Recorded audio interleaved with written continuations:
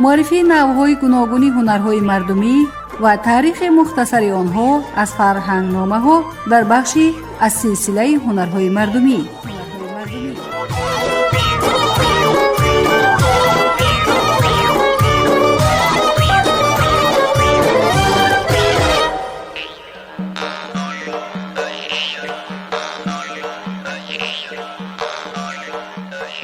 از سلسله هنرهای مردمی.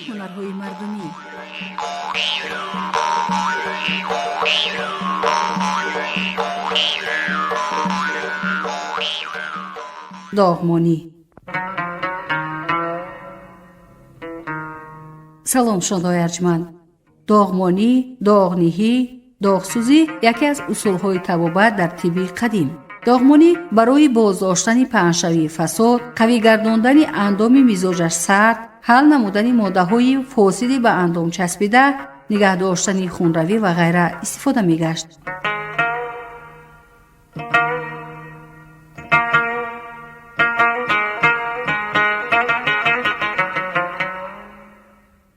بهترین چیزی که به آن داغ می‌نهادند زر بود. طبیبان معمولاً پوست، بعضاً درونی اندام از قبیل دهان، بینی را داغ می‌کردند. در این گونه موردها بسیار وقتها به قالب احتیاج می‌افتاد. قالب جهاز مخصوصی بود. پیش از استفاده به بالای آن تلق و گل سرخ اندر سرکه تر کرده می‌مالیدند. بعد آن را به لطه‌پاره پیچانیده با گلاب یا بعضی از فشرده‌ها نهایت سرد می‌نمودند. قالبی که به گذرگاه وارد کرده شده است برای داغمانی شرایط مساعد فراهم می‌آورد.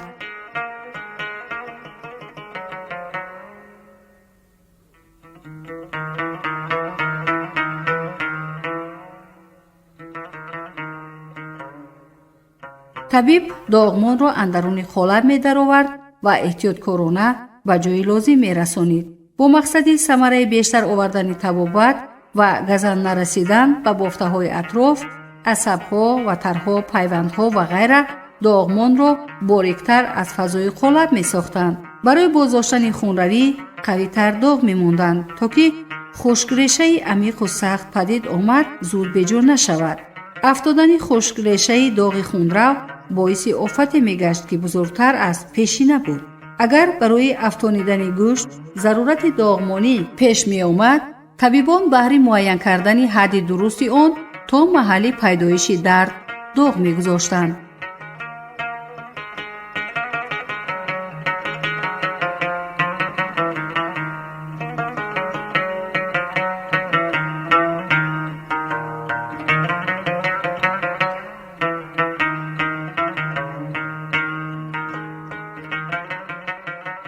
داغمانی در زمانهای قدیم اصولی معمولی معالجه بود. طبیبان خلقی امروز از بعضی عنصرهای آن استفاده می‌برند.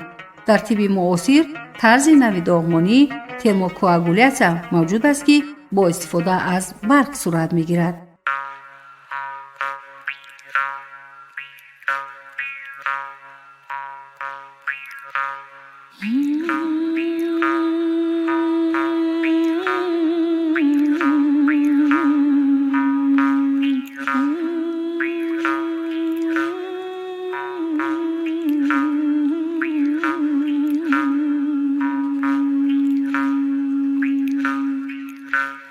देखो दराज़े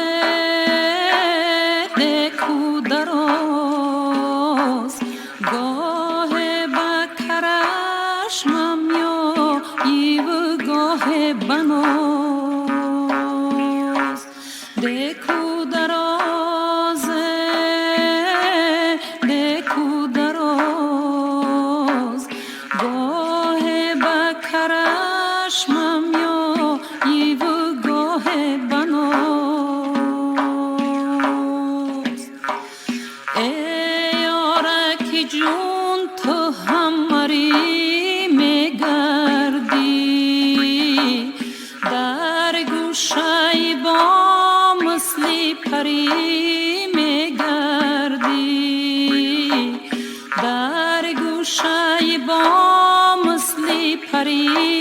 آدم نیست مانند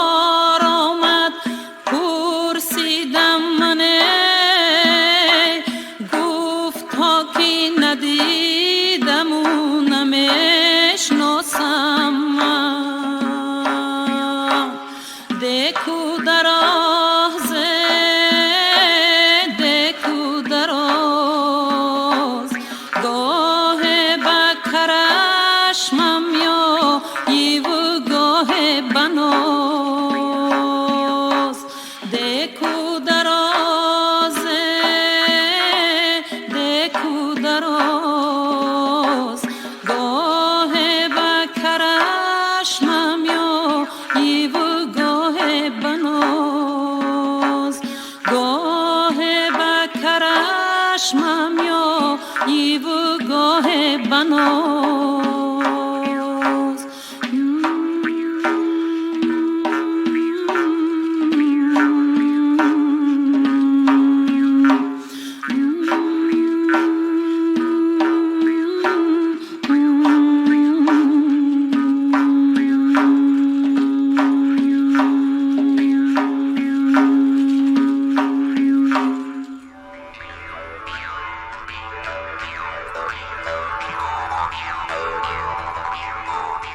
پایان برنامه از سلسله هنرهای مردمی.